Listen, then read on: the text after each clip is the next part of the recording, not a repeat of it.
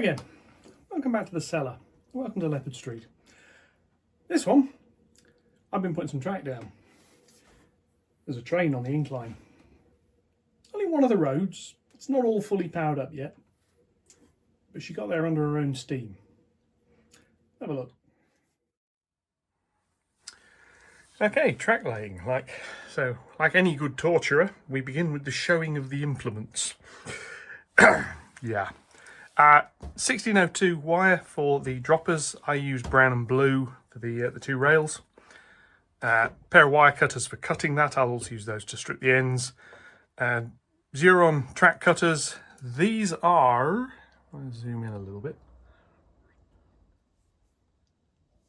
old, and as you can see, they've got a couple of notches in them, so it's, yeah, have to work around that slightly. Copydex for sticking the track down. Super glue for sticking the PCB sleepers down. Crimping tool, and I've got behind me, I forgot to put over here, crimps. These go on the end of the bits of wire. Pico track spacers, rail joiners, razor saw, and a file. File is, I've cut a piece of track, I now need to file any burrs off it, so it's fairly straightforward. I haven't got any track setters set up here. I do have a straight one. I have a straight, which is useful if I'm laying straight track, which I'm not today. And I do have an 18-inch radius one, which is useful for making sure I'm not going tighter than 18 inches. These are all sort of free-form curves. So, where are we putting track? Well, we're going to start off over here. I'm going to start with the rear track. So, give it a normal zoom level, go see what we're doing. Since last time, there's been gained a couple of dots. There's a blue dot there, and there's a few more dotted about. This is roughly where I'm expecting to have to put power feeds. So I'm going to have the rear track's going to have a feed here, because that way it's this side of the bit. The one there is going to have a feed, which will be that side of the bit of wood over there. And they're going to be the first two that are going down. Come over here a little bit more. There'll be another feed here, because that piece of track will end somewhere about there. So I will need another feed. Painted over the bits of plastic. Red is rail joins. Now obviously there's a rail join where the end is. I marked it up because I wanted to do some spacing work with it. I've got somewhere, I think it's this one, a piece of track which is about 1 foot long. Now I've made it so that these sections are about 5 foot. So there's some signals there. So I've got 1 foot, another 4 foot comes around here to here. There's then another foot to here, which is going to be a separate electrical section. That is a stop bit, and then yellow dots are where there are going to be signals. So here, this section connects with this signal. It was going to be here, then I realised there's a beam of wood going under there, so I can't do that. So it'll be over here, and then it carries on round. Marked up with 2 dots to say where the insulating sections are. It's only going to be 1 rail, and going the other way, there's a section that runs to the end. It's a little bit longer, but it's about 1 foot to where the signal is. Again, there's beaming under here, so the signal has to come back a bit. So I've got about 12 inches between the train hitting this section and being detected and where it needs to stop. So it runs in if it's running. It depends on the speed, but it'll probably stop about there somewhere, which I think is fine. And that's that. Then we're going to roll round. So to begin with, I've not laid track in quite a while, so I'm going to set up, and the first thing I'm going to do is come over here, like so. Ew, camera's wobbly.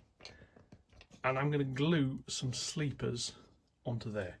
So I shall reposition you, basically because I need to be able to get around here and get into this bit. I'll put that about there, you can see what I'm doing. Zoom in a bit more. I might edit some of this out, you never know, I might learn how to edit things. Right, so what I need to do is these sleepers. These are, I'd say, the DCC Concepts ones. These are 1.6 mil, it says. Now they need a little bit of prep work.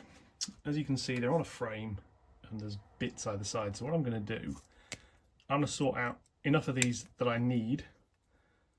I'm going to cut them off the frame. I'm going to get the nubs filed off and I'll be back. Right, back after about half an hour or so spent with the file. Now what I've got, I'll place a piece of track on there. It says shows me it's about long enough for 8 sleepers. This is basically because I want something that will show me where the sleepers are going to go. So what I'm going to do is put a layer of super glue and then drop a sleeper onto it and quickly get it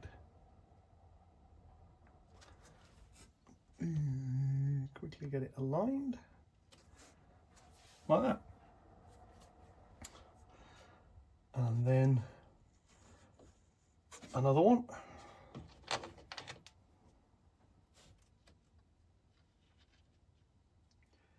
And yes, I'm lining these up by eye, but I'm gluing them to my fingers, obviously, because super glue, which is, yeah. If in doubt, find a suitable adult to assist you with this. Unfortunately, I can't find a suitable adult to assist me with this, so I'm going to have to do it myself.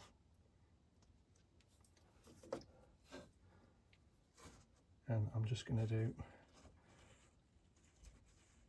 You see, those first 3 are entirely one side of the join. This next one partly crosses the join. So it will end up with a saw going through the middle of it. Now obviously these are going to take a little while to dry. I mean, it's super glue, it doesn't take too long. Now normally that would lead me to me saying I'll catch you again in a minute or two, but I'm going to go and do something else for an hour or so. However, not this time, because the first piece of track I'm going to lay won't come around this far, so these are going to have plenty of time to dry while I work on the first one, and then hopefully once that's done, by the time I come around for the second one, these will be dry. So there we go.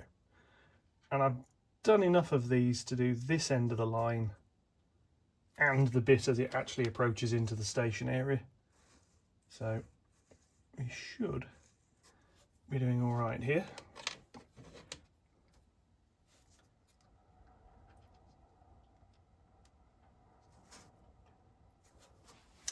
So that's one junction. That's literally that. The track gets laid across the top, and obviously eventually gets soldered. They waver a little bit. Yeah, bite me. It's just one of those things. So I shall do the others of these, and then we should be back. So, on with the track laying. Now, this is the first bit. It's going to start here, and it runs on this way here, and it'll go around a curve. However, I'm going to do this bit here first. So this is 2 metal rail joiners, because electrically this is the same section as the bit it's connecting to. Somewhere I have got a little bent piece of rail that makes fitting these rail joiners a lot easier. I can find it, and if I can't, I'll do it by hand. It's around here somewhere, and yeah, anyway, right. I did have that around somewhere, so what I'm now going to do is fit these onto here, and how easy this is to see, but slide them on a little bit. Yeah, to bend them off a little here.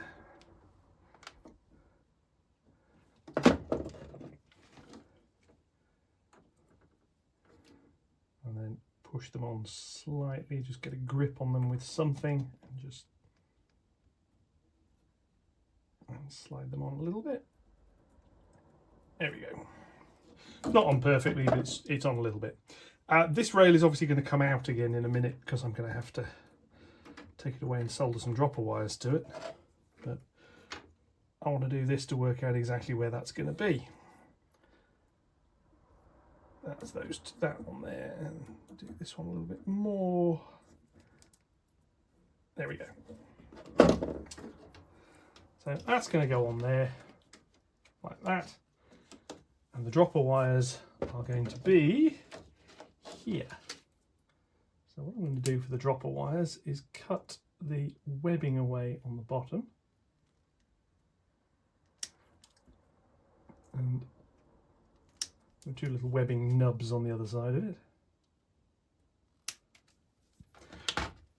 And that tells me where the dropper wires are going to go. I'm going to get the dropper wires soldered, then I'm going to mark the board, then I'll drill the holes.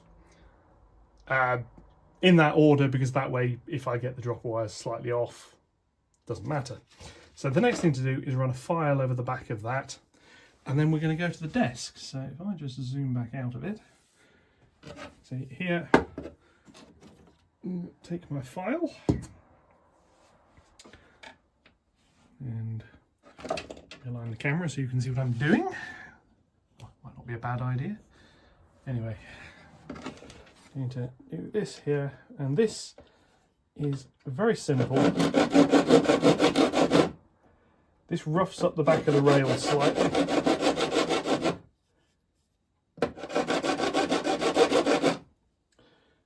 The purpose of which is that will just help make keying the wire a bit easier. Right, next thing I need to do is prep the wire. So I need to work out roughly how long it's got to be. It doesn't have to go very far. There is a connector block. Again, realign everything. There is a connector block just under here. In fact, it's physically there. So the wire's got to go from this hole to that. However, while that's very short, it needs to be long enough I can work with it. So I'm going to go with about that sort of length. It'll go down, and I've got space to loop it round. And a key part of this is when the wire's in, I'm going to need to bring it this way enough I can get hold of with the crimping tool and put the little spade terminal on the end of it. So that is what we're going to do there. I've just got to check exactly which way round the wires are, because that matters. Blue wire is at the back, according to that. So I'm just going to check elsewhere. Make sure I got that the right way round. Because obviously if I don't, it's going to cause me problems later. So, yeah. Let me just find somewhere else I've got bits of wire that I can see. This is part of the problem that I've had to have painted it all. Let's just check down here. That's a brown, that's a blue. Yeah, blue wire is at the back. So, to the desk. Yeah, so here we are at the desk. Now, I'm just trying to, as is always the case around here, I've got a ton and a half of stuff that's off camera that's in the way. So, this is going to be blue wire to the back, so I'm going to solder that one first. And what I need to do is strip a little bit of wire off the end. Doesn't need to be much. That's one thing I discovered when I was doing some of these wires last time around. You actually don't want it to be much. About that will probably do. And that is going to get bent at a right angle. And I'm going to find a blob of blue tack. I'm going to use to just hold it down with. And tin the end of it. I'm then going to tin the rail, but I'm going to tin the bit of wire first. So, yeah. The order you do this in doesn't really matter. It's more important that you do it rather than which way around you do it. So, the end of the soldering iron. Might light in so I can see what I'm doing. It doesn't always help, but I suppose in theory it's a good idea.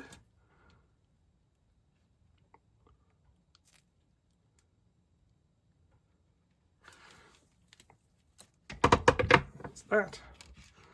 And then to the back, which means it's now to the front because I've turned the rail over.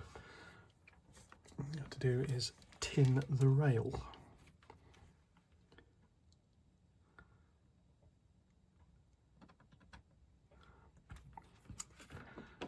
I've found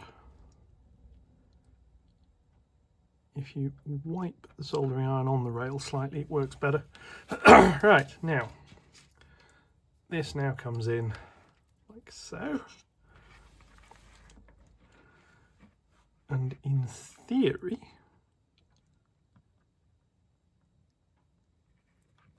should be fairly easy to connect. So put a bit of solder on the end of the soldering iron just to tin the tip a little.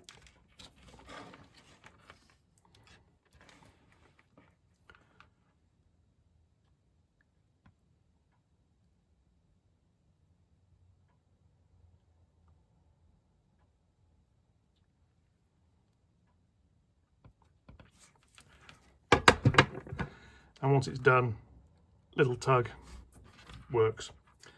So, repeat that for the brown wire.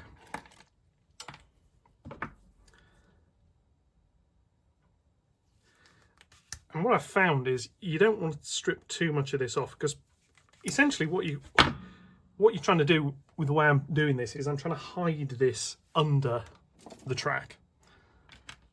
That's basically the whole point behind what I'm doing here. Hide this under the rails, and then I don't have to worry about it being visible, because I'd rather it wasn't.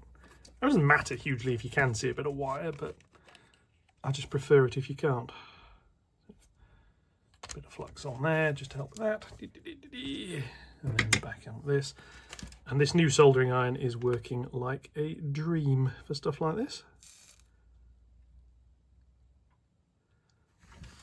Well, that's that done straight away. And I'll do this one here.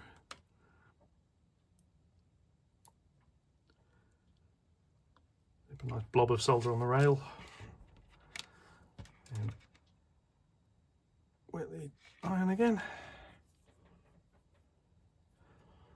This is the way round I want it to be. Like that.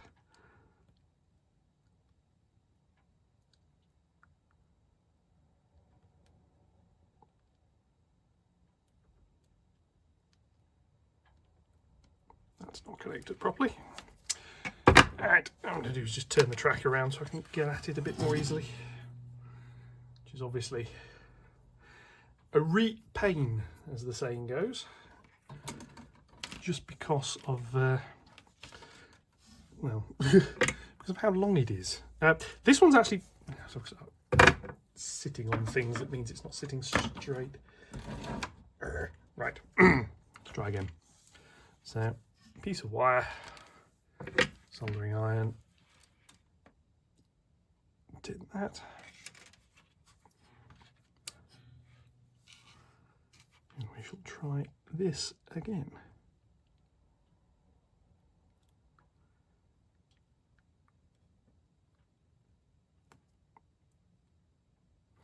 And you know when it goes because you can see the solder blob change colour.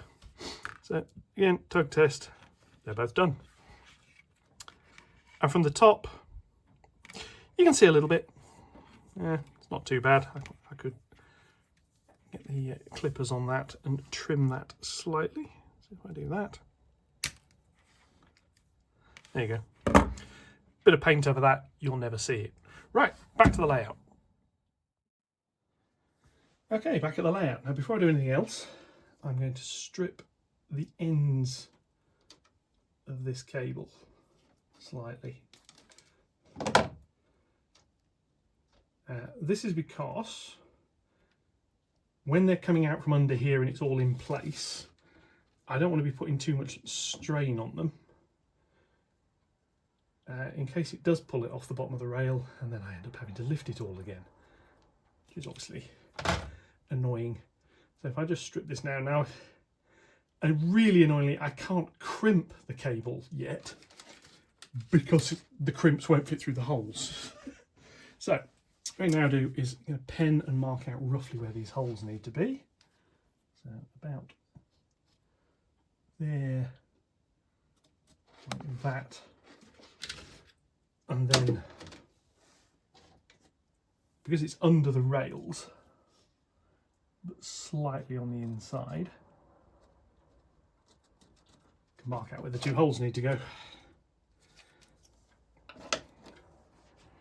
Then it's a case of a drill and finding my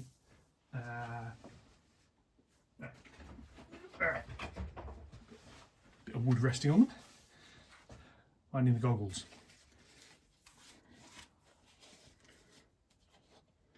Very easy to forget them, very easy to think, oh, I'll just do this one hole.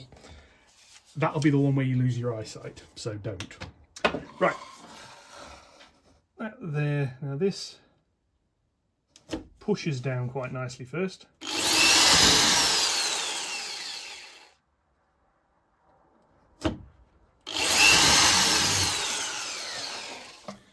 Now another advantage of having the cork and the XPS on this, say those holes are slightly out of alignment, it doesn't actually matter too much.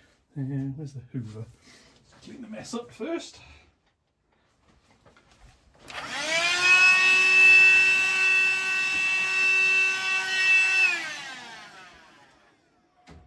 Sorry about the noise. There we go. Right. So this now goes down that hole. It can follow after the rabbit. Anyway, that can go into there.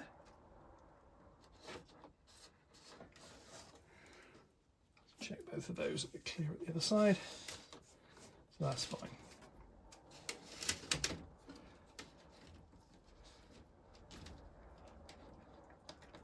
Now I have a slight problem, and here is I've actually probably put those connectors a little bit too near for the wire, because it's now pain to slide this onto here.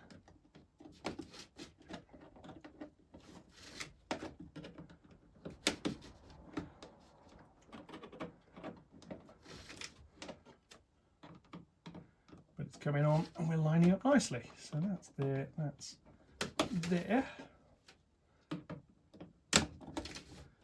like that. That pushes down into the holes as a track joint. Now the thing I need to do now is bring a wagon in, and because I've got KD couplings on some of these, very, very simple to do. Goes nicely over that. Couple it back up. So that now needs little bit more, because it's got to come up to here. What I now need to do is start bending it, which means I need to hold onto the outer rail as I twist the track around to follow roughly the alignment I want, and that goes round. Now what that leaves, fairly obviously, if I just disentangle you from the wire for the drill. Use the flying there, but there we go. What you can see there is one rail's longer than the other. So before this gets glued down, what I'm going to do is clip that rail flat. If I just move you again and realign again, see what we're doing. Zero run cutters, which are rather good for this sort of thing, but I need to just remove some sleepers from the bottom here.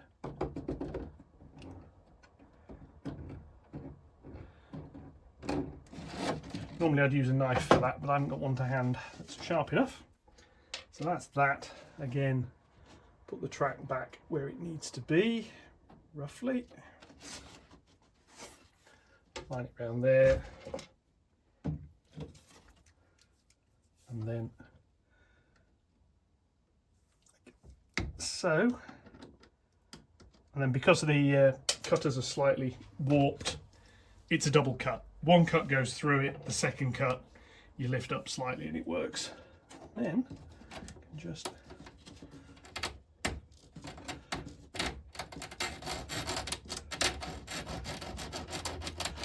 remove the slight burring that leaves on the bottom.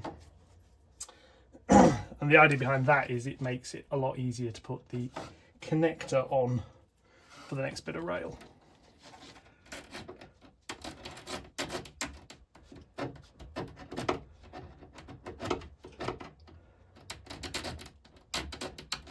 Smaller file would help significantly with doing that, but never mind. Right, so that's there. Normally I'd glue that down now. However, what I'm actually going to do is glue part of it down. So if I can go back to the normal zoom, I'm going to glue this bit probably to about here. There's a nice little convenient gap in the under bit there. What that means is this bit can be lifted up and is still a little bit flexible when it comes to doing the rest of it. So, with my trusty copy decks, what I'm now going to do is stick this down, and this is fairly straightforward really. Just blob a load of glue under the track. Helps if you can keep the pot of glue out of the way while you're doing it. And obviously this lifts up nicely at the moment, so come all the way around here. On straight sections you don't need to do a huge amount of glue. Yeah, just blob a couple of bits here and there will do quite nicely. On curves, yeah, do the lot. It's just easier. And then I'll roll a little bit of that under there. Now the theory is you leave that a few minutes before you put the track on top of it, and it goes tacky and it will grip it more quickly.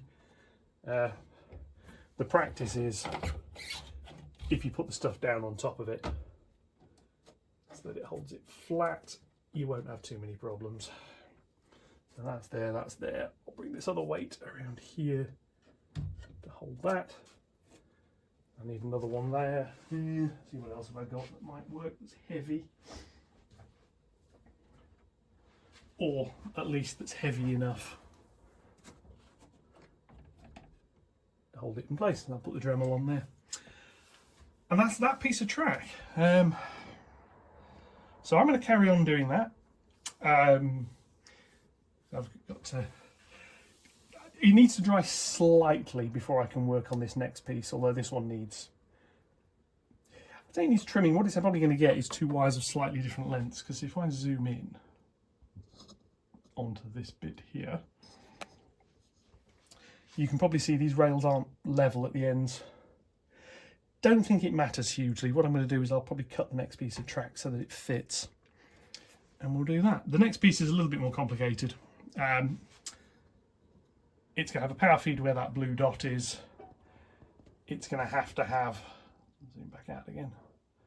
It's going to have some sleepers removed here. Make sure that stick group comes off nicely. A little bit of glue on the top, they're fine. It'll have to have a bunch of sleepers removed where that is. Then it'll have to have a bunch of sleepers removed around here. But I'll just look, because it will need a second power feed fitting, assuming it's long enough, which I think it will be. So the next piece of track, you see, is going to be curved round into that bit there. So yeah, this power feed here will actually be two power feeds now, because I do one for each length of track.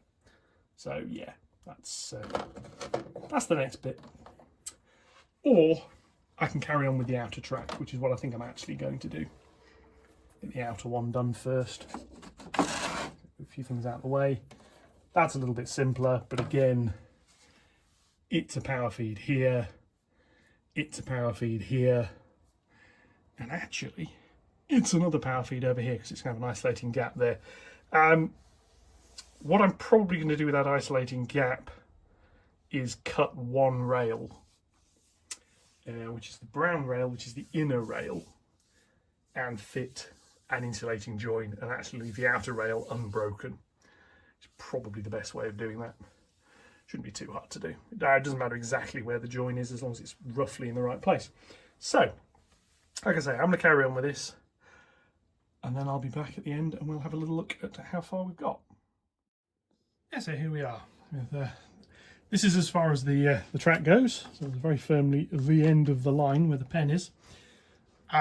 There's about another foot or so to go on behind all that rubbish before I get to where the point is. So here we have a 5-coach train, and the track is powered to where that red pointer is. Beyond that is an isolating section that goes to here. I think that's the isolating section. No, the isolating section will go to the end of the board. Got that right? Yes. Yeah, this is a section. Scotsman is currently sat from here to the end of the board will be an isolating section. That's it, get it right. So when she trips past that, she'll be in stopping mode for that signal. Now you can see she's gone a bit further than she would normally, but as I said, there's about another foot or so of track at that end, so that works. I've set the blocks up so it's 5 coaches plus a loco, or 4 of the longer coaches plus a loco and a CCTV. Signals about where it'll be stopping.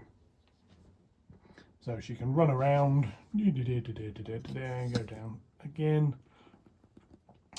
to where that dip in the back scene is. That'll be another signal, and there's another length, and we'll have a little look at that in a minute. And I've moved most of the rest of the trains off out of the way because, yeah, this is set up, but yeah, the wires are just loose at the moment. I've got them set so they're away from anything that they might object to touching. So let's watch her moving. Okay, here we are. I'm back round by the control panel. I've still not got the knob box working properly. I need to get around to doing more of that. I can drive the trains from the middle of the layout. Anyway, without further ado, here we go. She comes out, and I'm going to bring her down, stop her at the next signal point. At least I'm going to try to. So she comes down here, hits the stop block, and then stops. If I scan back, you can see she has cleared the signal. Now, obviously, if I were to bring another train of this length up behind her, it'd be about half a coach or maybe a coach length behind by the time it stopped. It wouldn't look very good. If trains are stacked up like this on the incline, something has gone wrong, is my take on this. But, a bit better. And we can go backwards. Now, backwards I have to do with a little bit more care. That's quite a heavy train. She'll do it, but the tender has a tendency to go sideways, so I need to do this slowly. She runs on the nice new track.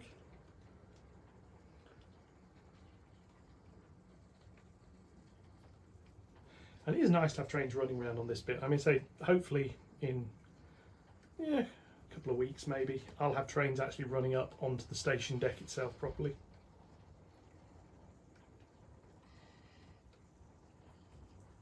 I'm going to bring her back by eyeball.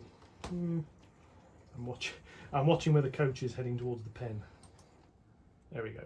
So she could probably go back a little bit further than that. But then, it's all departure speed.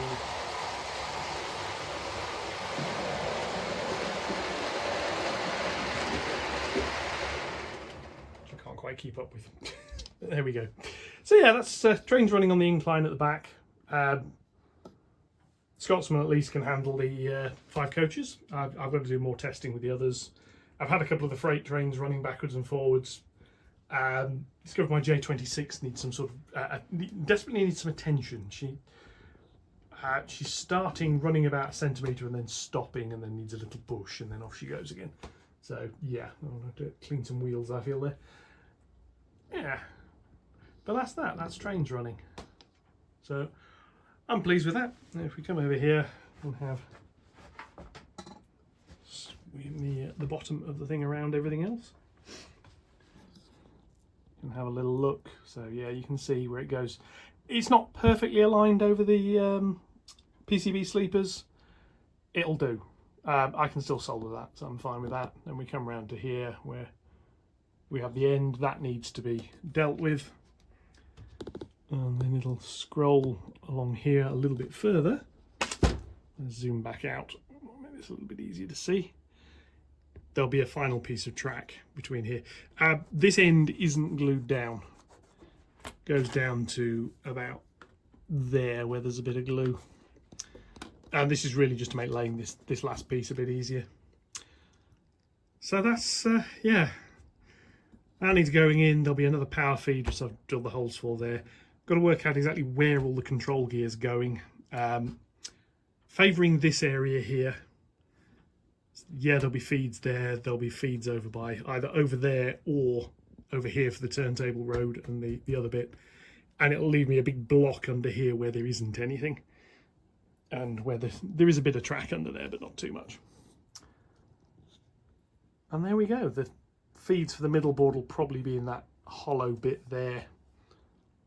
So yeah, somewhere I can hide them. Anyway, that's that. So that's that. This one, yeah, had a little look at the track laying back there. There's quite a bit more to do. Next step is I've got to put the other track in. Then I'm going to get them wired up. Before I can put the point in, which is going to be over there, basically I need all of this part of the track powered up so I can test it. That means even if it's not connected to anything specific, I've got to get the power feed to this upper board and just wire everything so it's live. I'm going to have to do the same with this board here, but I'm going to need to build the board controllers because putting a point in means I need a relay and a servo, which means I need something to drive them. I did think about parasiting off the board underneath. That's a lot of wires going back and forth. And to be honest, it's just going to be easier to put a controller on here, so I'm going to have to order some bits and pieces for that. However, I've got a lot more track laying to do before I get that far. Like I said, there's another 3 lengths. That one's going to be extended to where the point goes. I can put the point on and just push things through it. It just won't be powered. Or there won't be a servo there, but I can work out where it's going. I can get the servo mounted. I can fiddle it by hand. I can say, right, this route is going to be the default. Wire up the relay so that when it's not powered, I can run into the station area. I can do all of that before I put the controllers in. So that's coming up over the next few episodes. Starting the new year with a bit of track laying. Anyway, hope you like that. Likes, comments, shares, and whatever, more than welcome. There is going to be something coming on the RFID tags. I had a request to look at that, so I think I found most of the hardware I needed for it. That'll probably be an on layout thing, but I'm going to need to find some more bits of wire and some longer USB leads to play around with it. I'll probably set something up loose on the top of the layout for that. Anyway, onwards and upwards. Enjoy the rest of your week. Thank you very much for watching, and goodbye.